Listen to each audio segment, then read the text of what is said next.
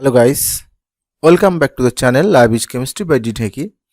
To visualize the chemistry, today I shall discuss a topic of chemistry which is related to our everyday life.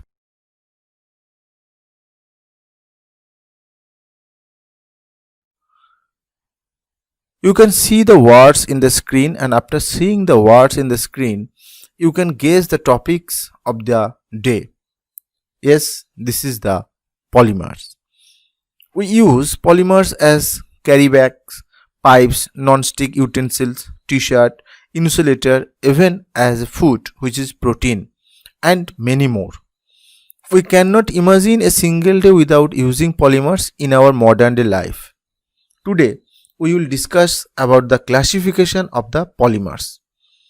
Before going to start our discussion, we have to know what is the polymer. According to Geek words, poly means many and mer means parts. Combining these two words, we get the words and meaning of the polymers. Many small compounds are combining with each other and repeating themselves to form a long chain macromolecules. Those are known as the polymers.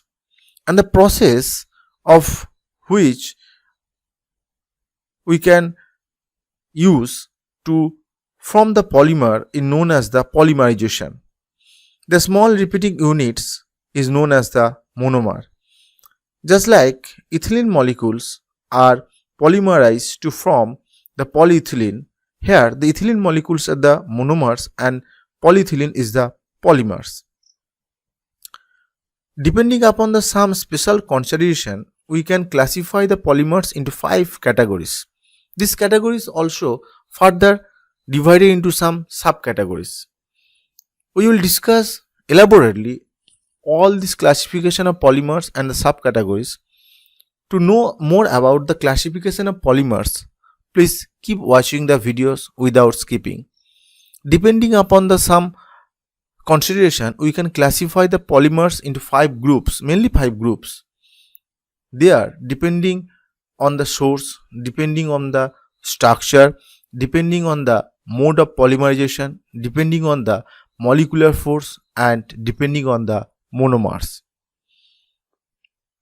First category of classification is the depending on the source, which is further subcategorized into 3 categories. They are natural polymer, synthesized polymer, and semi-synthetic polymer. From the name of first category, which is natural polymer, we can get idea that these types of polymers are obtained from the nature.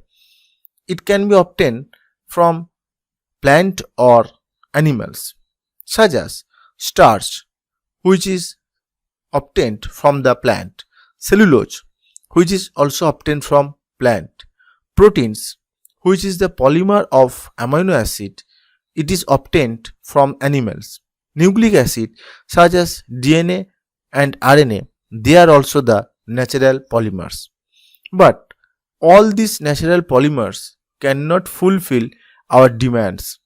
So we have to make some other polymers in laboratory. This is known as the synthesized polymer, such as nylon, terylene, and polythene. Another category is semi-synthetic polymer. The natural polymers are modified in the laboratory according to our demands. They are known as the semi-synthetic polymer, such as cellulose acetate, which is known as the rayon. Second category of classification is depending on the structure. Depending on the structure, we can further classify the polymers into 3 others category. Among them, the first category is the chain polymer. These polymers consist long and straight chains. They are closely packed and they have the loading capacity is very high. The examples of chains polymer is high density polyethylene, polyvinyl chloride, and polystyrene. Second subcategory on the structure is branched polymer.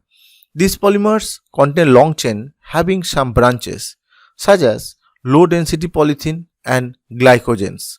We can see that a long chain which have some branches. This is known as the branched polymer.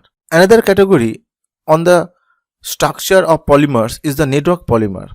It is formed from the bi and trifunctional monomers and contain a strong covalent bonds between various linear polymer chains, such as vulcanized rubber and bakelite. Another category of classification depending on the mode of polymerization. First category is the addition polymer. This is formed by a repeated addition of monomers, molecules having double or triple bond, just like ethylene, which has double bonds, and many number of ethylene molecules polymerized into polyethylene. This is the addition polymer. Other examples of addition polymers are polypropylene and polyvinyl chloride. Second category is the condensation polymer. These types of polymer formed by repeated condensation between two different bi or trifunctional monomeric units, and after the condensation, the small molecule like water, ammonia and alcohol will be eliminated. For an example, we want to get nylon 6,6 from hexamethylene diamine and adipic acid. Hexamethylene diamine contain H, which is attached to the nitrogen, and the OH group, which is attached to the carboxylic acid. After condensing, the H and OH from the water molecule, which is eliminated, and a polymer nylon 6,6 is formed. So nylon 6,6 is known as the condensation polymers, and we can see that after the condensing, some small molecules like water, ammonia, alcohol will be eliminated. Another category of classification depending on the molecular force. There are various types of molecular force like van der Waals force, hydrogen bonding and dipole-dipole attractive force in polymers. Due to these types of force, the polymers are different in their physical property as well as their uses. First category is the elastomer. We can use rubber band in our daily life, and we can see that if we apply some force on the rubber band, it changes its shape. Again, if we release the force or remove the force, it can again regain its original shape. So these types of polymer which change their shape on application of force, again it resumes its original shape after removing of force, known as the elastomer. The examples are natural rubber and polybutadiene rubber. Second category is the fibers, which is used to form some cloths, some t-shirts. They are thread forming solid which possess high tensile strength and high modulus due to high intermolecular forces like hydrogen bonding. The examples are polyester. We can use some t-shirt which is made up from polyesters, and some ropes which is made up from nylon. Again, depending upon the molecular force in polymers, they behave differently on heating. Some polymers are there which are capable of softening on heating and hardening on cooling, and this process can be done repeatedly. These types of polymers are known as the thermoplastics. The examples are polythene and polyvinyl chloride. Again, another types of polymer is there which is softening on heating and hardening on cooling, and after that it become infusible.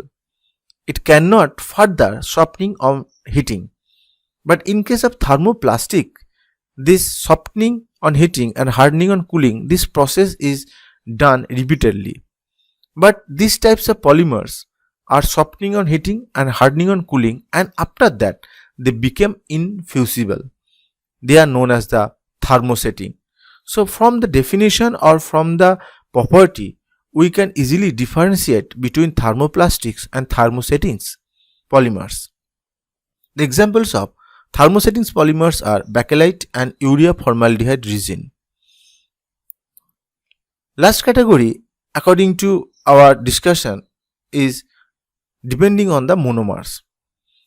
The polymers can be made from same types of monomer. Just like in polyethylene, we used only ethylene molecules to form the polyethylene. They are same types of monomer. If the polymers is made from same types of monomer, then they are known as the homopolymer. Another example of homopolymer is polyvinyl chloride. But all polymers are not made from same types of monomer. We can see that some polymers are made from different types of monomers. Just like nylon, to form the nylon, we need hexamethylene diamine and adipic acid, and there are different types of monomer. These types of polymer, which are made up from different types of monomer, is known as the copolymer. The examples are nylon and Bunaes. So we can see that depending upon some special consideration, the polymers are classified into some category. This category further classified into some category. Here we discuss all the categories in detail with some examples.